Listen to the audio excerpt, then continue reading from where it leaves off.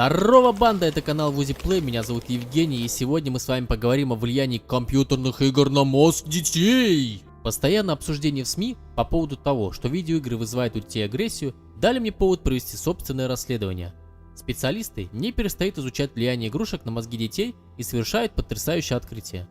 Одни считают их злом и едва ли не одной причиной многих кровавых преступлений. Вторые – баловством и игрушками, пришедшими на смену куклам и машинкам. Третьи находят в видеоиграх пользу. Ребенок развивает свой мозг и спускает агрессию на нет. Давайте теперь вместе постараемся разобрать все за и против. Какие именно видеоигры влияют на развитие ребенка и каким образом. Но прежде чем мы начнем, обязательно проверь, что ты поставил лайк и подписался. Первое исследование было в 2000 году. Ученые доказали, что игры оказывают пагубное влияние, так как в отличие от кино или телека, они интерактивные. Кто играл в Doom или Mortal Kombat, становился склонен к агрессии. Эксперимент проходил в универе штата Айова, США. Эксперимент номер 1. Они отобрали 227 студентов с необузданным характером и получавших за это наказание, изучили их игровые пристрастия. Выявилась зависимость между увлечением жестокими видеоиграми и агрессивным поведением. На успеваемость это тоже повлияло. Низкая успеваемость оказалась связана с количеством времени, которое они проводили с джойстиком в руке еще до поступления в универ. Эксперимент номер 2. Теперь взяли 210 молодых людей и разделили их на две группы. Первых усадили за агрессивную Wolfenstein 3D, вторых за спокойный Myst. По окончании эксперимента их попросили наказать своих соперников по игре. В качестве компьютерных персонажей выступали все те же студенты, участники эксперимента. Студенты включали громкие неприятные звуки в наушниках их противников.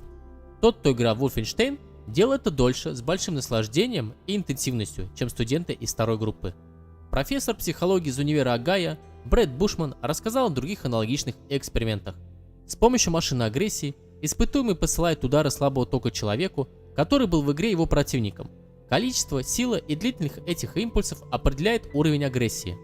Доктор Бушман отмечает, что в лаборатории невозможно учесть все важные факторы и создать приближенные к реальности условия. Для преодоления подобных сложностей существуют специальные методы. Каким бы ни был метод, все исследования свидетельствуют об одном. Жестокие компьютерные игры повышают уровень агрессии геймеров вне зависимости от пола, возраста или места жительства. Еще один эффект – они притупляют чувства игроков, делая их равнодушными к страданиям окружающих. Широкая общественность подобное единодушие не проявляет. Есть люди, считавшие, что ничего страшного в играх нет, и есть сторонники, винить их за все преступления в мире. Жестокие видеоигры – это площадка для изучения и отработки агрессивных решений конфликтных ситуаций, сказал руководитель исследовательской группы доктор Андерсон. Самое опасное, что игры очень хороший учитель благодаря своей интерактивной природе. Это ни в коем случае не означает, что компьютерные игры могут толкнуть человека на преступление. За любым криминальным деянием всегда стоит ряд сложных и чаще всего скрытых причин. Не бывает такого, что на убийство человека подтолкнули исключительно виртуальные перестрелки. В 2015 году Американская психологическая ассоциация проанализировала более 100 исследований. Некоторые данные свидетельствовали в пользу совершения преступления и указывали на изменения в мозге вследствие такого досуга. Однако их не было достаточно для того, чтобы делать строгие научные выводы. Ученые изучают агрессивные игры уже более 20 лет, говорит глава научной группы Марк Ниппельбаум. Но до сих пор мы не располагаем достаточными данными, чтобы связывать их с насильственными преступлениями. Они являются одним из факторов риска и только. Канадские ученые предположили, что увлечение играми замедляет моральное взросление. Проблема возникает с теми подростками, которые проводят перед экраном больше 3 часов в день, постоянно играя в жестокие игрушки, практически не общаясь в реальном мире. Такая нравственная инфантильность – питательная среда для преступлений. Подросток не учится сопереживать, не боится причинять боль или страдания окружающим, не думает о чувствах других людей и склонен воспринимать их как виртуал. В 2014 году Эндрю Прибережский из Оксфордского института интернета решил изучить этот вопрос более скрупулезно. Для серии экспериментов, проводившихся совместно с Рочестерским университетом, была создана игра, модифицированная Half-Life 2. Напомню, оригинал отличается особой кровожадностью. В ней игроки не убивали противников с особой жестокостью, а просто помечали, после чего те растворялись в воздухе. Ученые из Оксфорда считают, что их исследование первое, в котором удалось проследить сам механизм влияния игр на агрессивность. Они попытались выяснить, само ли присутствующее в игре насилие делает геймеров более агрессивными или какие-то другие факторы. Вывод. Рост уровня агрессивности связан с неспособностью игрока контролировать ситуацию. Именно из-за этого он начинает злиться. Было проведено 6 разных экспериментов с обеими версиями игры. В каждом из них больший уровень агрессии проявляли вовсе не те, кто играл в обычную халву, а те, кто чувствовал себя растерянным. Игрока проводит в замешательство плохо продуманный дизайн. Он не может разобраться в управлении, застревает на одном уровне и не может сохранить достигнутый процесс. Он злится. Безусловно, эта потребность управлять игрой становится более важной для варианта с Half-Life. Его коллега из Роджерского университета, профессор Ричард Райан, говорит: «Мы не утверждаем, что жестокое содержание не влияет на геймеров, но считаем, что людей влечет к играм отнюдь не желание проявить свою агрессию. Наоборот, агрессия проявляется из-за того, что им не удается победить». Результатами исследованиями заинтересовались производители видеоигр. Теперь у игроделов есть возможность снизить тот вред, который они наносят нежной психике подрастающего поколения. Нужно более тщательно продумать дизайн и управление игрой. Годом позже команда ученых под руководством Нетти Вайнстин отобрала почти 6000 кандидатов в возрасте от 20 до 40 лет. Половина из этого числа увлекалась играми, и у большинства родителей или супруги с друзьями замечали этакую зависимость от ПК и консолей. Со всеми подопытными были проведены беседы, в которых ученые задавали вопросы, касающиеся игр и совершенно не затрагивающие эту тему.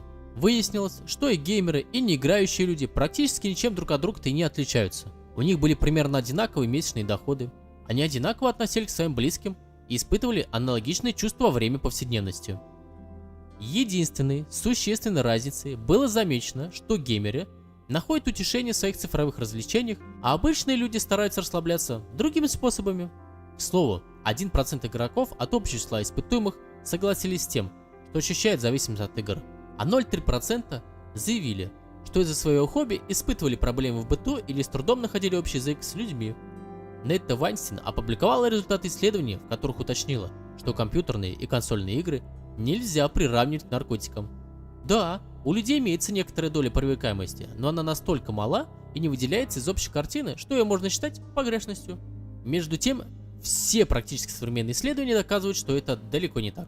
Можно без всякого преувеличения сказать, что современного гения невозможно вырастить без компьютерных игр и знания компьютера. Ученые из Техасского университета провели масштабные исследования на тему компьютерных игр. По окончании исследования ученые университета признали, что компьютерные игры, которые ранее считались опасными, на самом деле являются полезными. Игры улучшают память, наблюдательность, способность лучше запоминать и обрабатывать полученную информацию. Кроме того, игроки лучше умеют отсеивать лишнюю информацию, которая им в принципе и не нужна. Специалисты Американской психологической ассоциации доказали, игры, особенно шутеры, улучшают когнитивные способности, повышают скорость реакции, способность быстро принимать решения и концентрировать внимание. Причем именно эти, казалось бы, агрессивные игры учат играющих управлению эмоциями и самоконтролю. Факультет охраны здоровья Стокгольмского университета недавно опубликовал обзор ряда исследований, посвященных влиянию компьютерных игр на психику и здоровье человека. Большинство из них доказывают положительное влияние игр, в том числе на способность ориентироваться в пространстве, внимательность и развитие скорости реакции. Ученые из Сингапурского технологического университета протестировали большую группу добровольцев, которые под наблюдением исследователей в течение месяца играли в разные виртуальные игры, в среднем 2-3 часа в день, 5 дней в неделю. Выяснилось, что за прошедший месяц практически у всех испытуемых улучшилась память, внимательность, скорость принятия решений, наблюдательность и аналитическое мышление. И главное, большинство участников эксперимента научились гораздо лучше находить нестандартные решения сложных задач, как логических, так и бытовых и жизненных. Профессор Марк Гриффитс из Общественного университета Ноттингема провел исследование, посвященное компьютерным играм, в ходе которого выяснилось, что игры способствуют улучшению координации, делают человека более целеустремленным и развивают уверенность в себе. Профессор заявил: нет никаких доказательств, что видеоигры, если проводить за ними умеренное количество времени, оказывают негативный эффект на человека. Исследования, проведенные в Роджерском университете, штат Нью-Йорк, привели к следующим результатам. Группа студентов, регулярно игравшая в компьютерные игры, при проверке зрения продемонстрировала лучшие показатели, чем контрольная группа. Более того, зрительная реакция у игроков казалась намного лучше, чем у студентов, не игравших в компьютерные игры. Игроки во время визуальных тестов и тестов на внимательность могли отслеживать до 5 движущихся объектов одновременно, тогда как не играющие не более 3. Скорость обработки информации у игроков тоже казалась выше.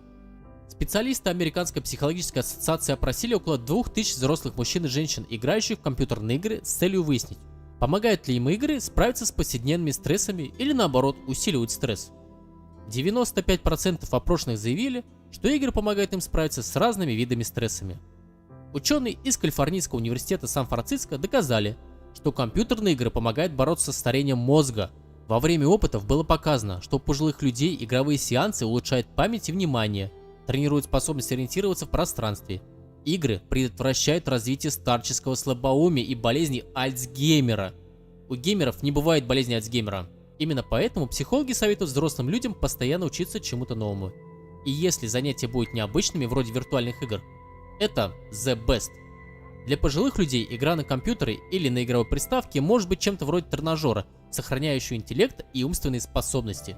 Ученые из Вашингтонского университета запустили в сеть онлайновую игру Puzzle Folded. Игра является частью исследовательского проекта университета, и ее цель – найти с помощью геймеров оптимальные способы подбора трехмерной структуры выбранных протеинов. В 2011 году игроки с помощью этой игры помогли расшифровать структуру кристалла обезьяньего вируса – ретровирусной протеазы, вызывающей СПИД у обезьян. Игроки расшифровали структуру кристалла уже на 10-й день, при том, что данная проблема ставила ученых в тупик на протяжении, внимание, 15 лет. Геймеры решили поставленную задачу успешнее, чем специальные компьютерные программы, которые задействуют очень мощные вычислительные ресурсы. Еще раз подчеркну, компьютерные игроки справились со сложной научной задачей лучше, чем суперкомпьютеры. Если у тебя есть интересная информация по данному видео, но которая здесь не освещена, пиши в комментариях, мы почитаем и обязательно обсудим это. До новых встреч! Всем удачи и пока!